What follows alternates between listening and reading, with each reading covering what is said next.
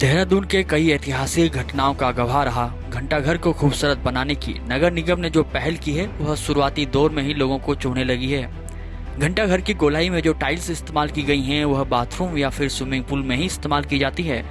इन टाइलों के इस्तेमाल से इतिहास का गवाह यह घंटाघर अजीबोगरीब स्थिति में आ गया है। यह अपना ऐतिहासिक स्वरूप खोकर लोगों को एक स्विमिंग पूल जैसा नजर आ रहा है। यह है शहर का खूबसूरत घंटाघर। पहले यह कुछ ऐसा था, दूर से ही यह चमकता था, इसे देखते ही सुकून सा मिलता था और स्मृतियों में आ जाती थी कई ऐसी यादें जिन्हें पीढ़ियां भी भूल रही हैं। इतिहास की कई घटनाएं इसी घंटाघर के इर्द गिर्द घूमती रही हैं। मेयर विनोद चमोली के कार्यकाल में घंटाघर के सौंदर्यीकरण की योजना तो बनी, लेकिन तब चुनाव की वजह से इसका कार्य शुरू नहीं हो पाया था। रंगाई पुताई कर काम को वित्तश्री कर दिया गया था। नगर निगम का चुनाव हुआ तो भाजपा के सुनील उनियाल गामा नए मेयर बने और उन्होंने बोर्ड बैठक में प्रस्ताव पारित कर घंटाघर के सौंदर्यीकरण को मंजूरी दी। काम तो शुरू हुआ, लेकिन घंटाघर का अब स्वरूप ही बदल गया है। इस संबंध में जब मेयर से बातचीत की गई तो उनका कहना था कि घंटाघर की गोलाई में फव्वारे लगने हैं, इसलिए इन टाइलों का इस्तेमाल किया गया है। बहरहाल सुनील उनियाल गामा यह भूल गए कि यह पिकनिक स्थल नहीं बल्कि एक ऐतिहासिक स्थल है जिसके प्रति लोगों की श्रद्धा भी है। देहरादून शहर का घंटाघर सिर्फ देहरादून के लिए नहीं बल्कि पूरे उत्तराखंड के लिए एक बड़ी ऐतिहासिक धरोहर है। वर्तमान में घंटाघर में सौंदर्यीकरण का काम चल रहा है और उसकी चारदीवारी में बाथरूम टाइल्स या स्विमिंग पूल की टाइल्स लगी हुई हैं।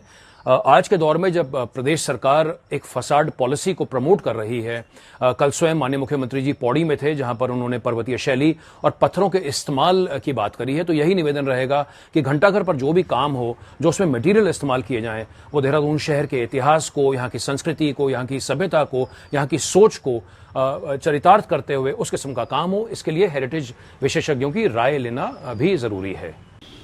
घंटाघर का सुदृढ़ीकरण और सौंदर्यीकरण का कार्य ओएनजीसी के आर्थिक सहयोग से किया जा रहा है। ये सभी समाचार पत्रों में लगातार आता रहा है। जो नगर निगम की फेसबुक पेज है उस पर भी इसको समय समय बताया गया है।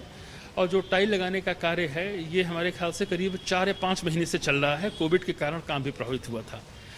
सबसे बड़ी दिक्कत ये होती है कि उस समय जो हमारे इस प्रकार के वो जो सोशल वर्कर होते हैं, एनजीओज होते हैं, उस समय तो कोई कमेंट करते नहीं हैं। और जब पानी पूरा बह जाता है और बिल्कुल फाइनल स्टेज पे काम आता है तब उनकी कलम उठती है। तो it is a very unfortunate.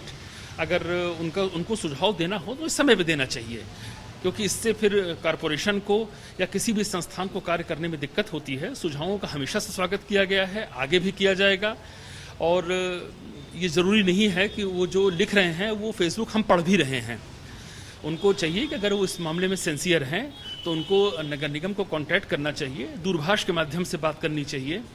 हम लोगों के नंबर सार्वजनिक हैं, उस व्हाट्सएप पर अपने सुझाव भेजने चाहिए ताकि हम पढ़ भी लें। अगर अपने फेसबुक पे कुछ लिख रहे हैं तो ये कतई उम्मीद मत करिए कि म्यूनिसिपल कॉरपोरेशन के हर अथॉरिटी सारे फेसबुक को ही पढ़ती है सारे दिन।